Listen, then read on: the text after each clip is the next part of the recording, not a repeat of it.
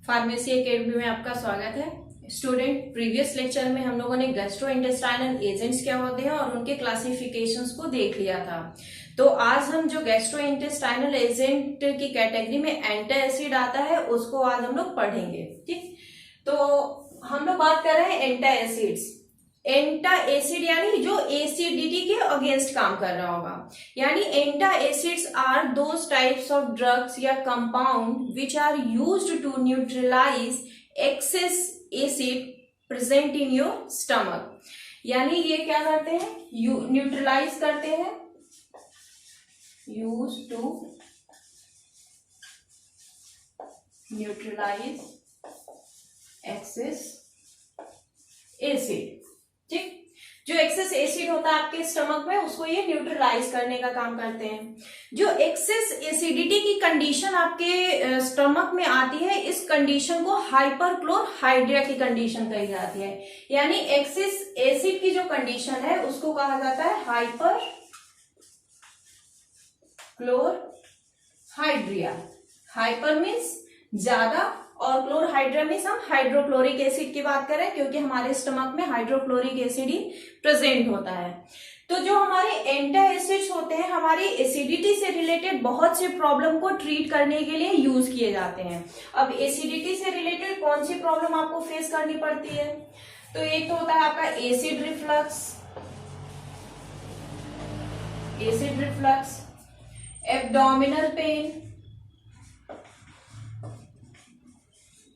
Abdominal pain, vomiting, ulcer,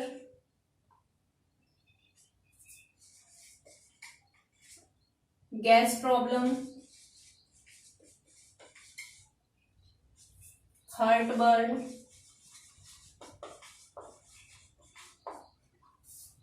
stomach burn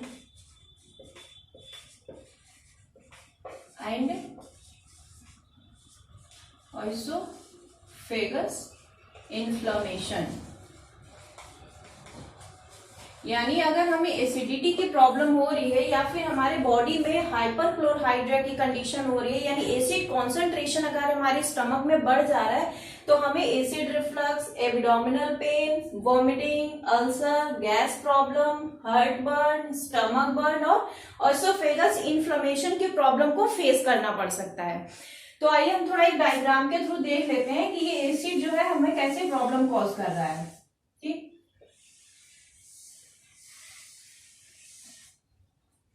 ये मान लीजिए आपकी ऑइसोफेगस है, जहां से आपका फूड प्रोडक्ट जो है माउथ से आप ईट करते हो, बकल कैविटी के थ्रू आपका फूड प्रोडक्ट जो है नीचे की तरफ मूव करता है। यहाँ पे फूड को पैसेज देने का, अलाउ करने का काम कौन करता है, आपकी स्फिंक्टर मसल करती है। Sphincter muscles. ठीक, ये आपका स्टमक हो गया। ठीक, ये आपका क्या है, स्टमक। और ये स्टमक के जो इनर वॉल है ये आपकी है म्यूकोसा लेयर। जो स्टमक की इनर लेयर होती है, जो आपके स्टमक में प्रेजेंट एसिड से आपके स्टमक के आउटर लेयर को एक बैरियर की तरह काम करके दोनों के कांटेक्ट को रोकने का काम करती है। तो ये आपकी म्यूकोसा लेयर होती है।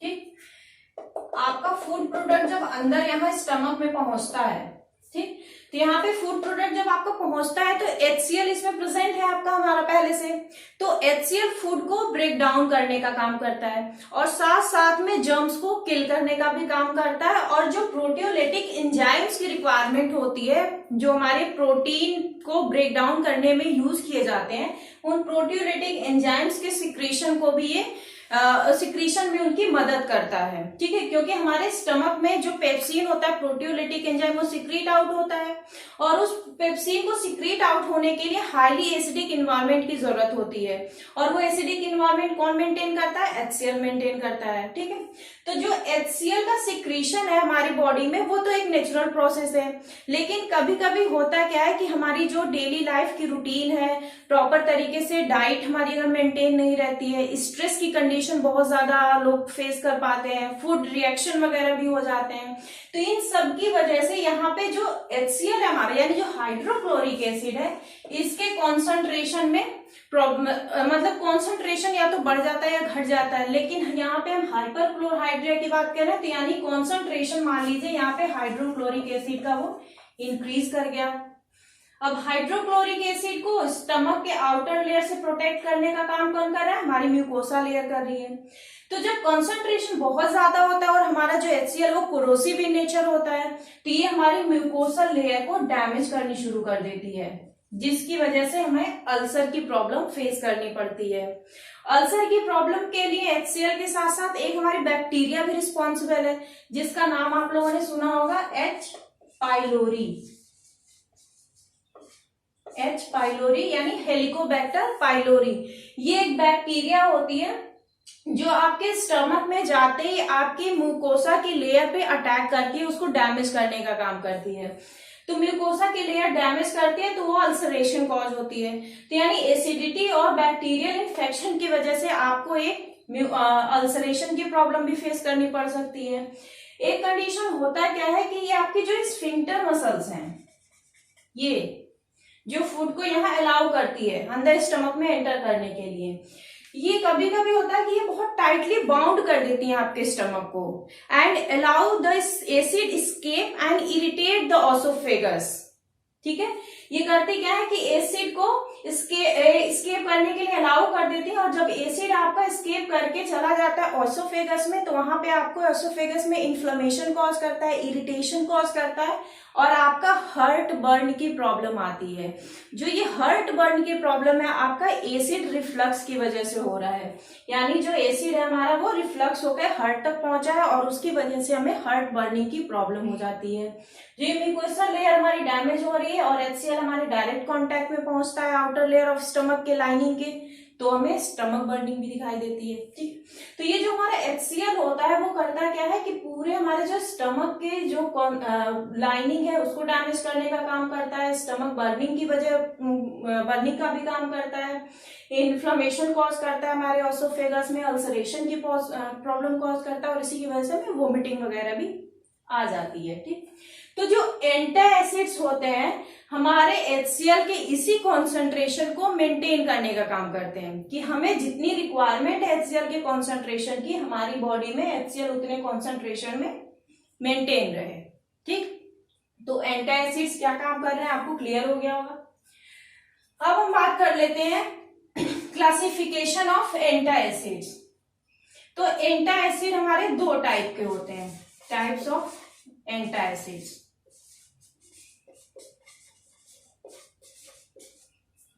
एंटासिड हमारे दो टाइप के होते हैं, एक होता है आपका सिस्टमिक एंटासिड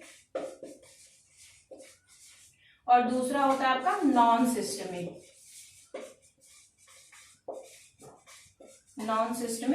एंटासिड। जो सिस्टमिक एंटासिड होता है वो एब्जॉर्बेबल इन नेचर होता है। एब्जॉर्बेबल इन नेचर का मतलब ये हमारी बॉडी में यानी हमारी सिस्टमिक सर्कुलेशन में हमारी होल बॉडी में ये एब्जॉर्ब होगा। ठीक है, और अपना इफेक्ट हमारी होल बॉडी पे दिखाएगा। तो जो इस सिस्टमिक एंटासिड की कैटेगरी में जो ड्रग आती है हमारी, उसके एग्जांपल है हमारे सोडियम बाइकार्बोनेट। ठीक, अब दूसरी बात करते हैं नॉन सिस्टमिक एंटासिड। जो नॉन सिस्टमिक एंटासिड होता है ये नॉन एब्जॉर्बेबल इन नेचर होता है।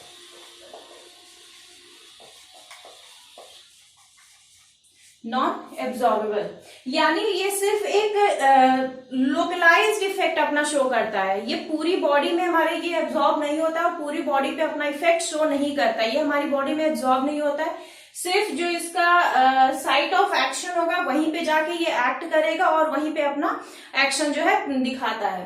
तो ये नॉन एब्जॉर्बल कैटेगरी में आ जाता है। इसके हमारे एग्जाम्पल हैं calcium carbonate, aluminium hydroxide,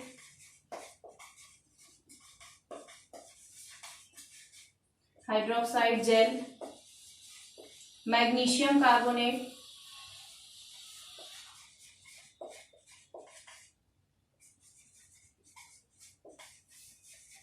carbonate and manganese oxide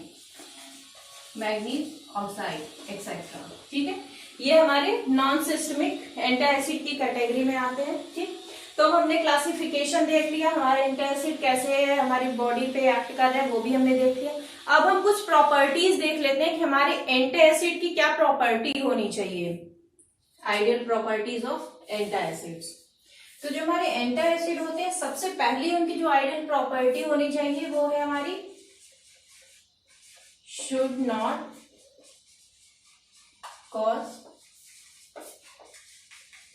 systemic alkalosis. ठीक है, कि हमारा जो एंटी एसिड वो सिस्टमिक एल्कलोसिस की कंडीशन को ना कॉज करे, क्योंकि हमारा जो एंटी एसिड्स होता है वो एसिड के अगेंस्ट हम यूज कर रहे हैं। तो जो हमारे एंटी एसिड जो ड्रग होते हैं वो एल्कलाइन इन नेचर होते हैं, क्योंकि हमें पता है एसिड को न्यूट्रलाइज करने के लिए हम बेस को यूज करते हैं। तो वही सेम चीज यहाँ पे, एसिड को न्यूट्रलाइज करने के लिए हम एल्कलाइन ड्रग का यूज करते हैं, लेकिन वो ड्रग हमारी सिस्टमिक एल्कलोसिस को कॉज नहीं करना चाहिए। ठीक, दूसरी should not interfere with food absorption, यानी हमारा जो एंटी एसिड है वो फूड के साथ भी उसका कोई एब्जॉर्प्शन में इंटरफेरेंस नहीं होना चाहिए। शुड नॉट कॉज लैक्सेटिव या कॉन्स्टिपेशन, लैक्सेटिव या constipation. should be effective in low concentration. Next property, should be cheap या inexpensive.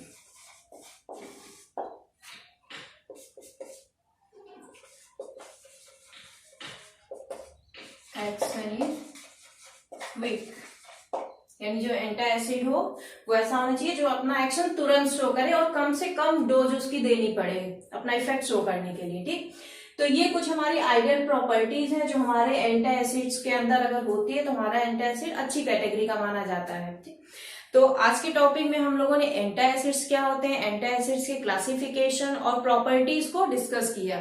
तो आई होप आपको सारे डाउट्स क्लियर हो गए होंगे। अगर कोई क्वेश्चन होगी, क्वेरी होगी तो प्लीज कमेंट बॉक्स में मेंशन करिएगा। आप मेरे वीडियो को लाइक करिए, सब्सक्राइब करिए और ज्यादा से ज्यादा शेयर करिए। Thank you so much.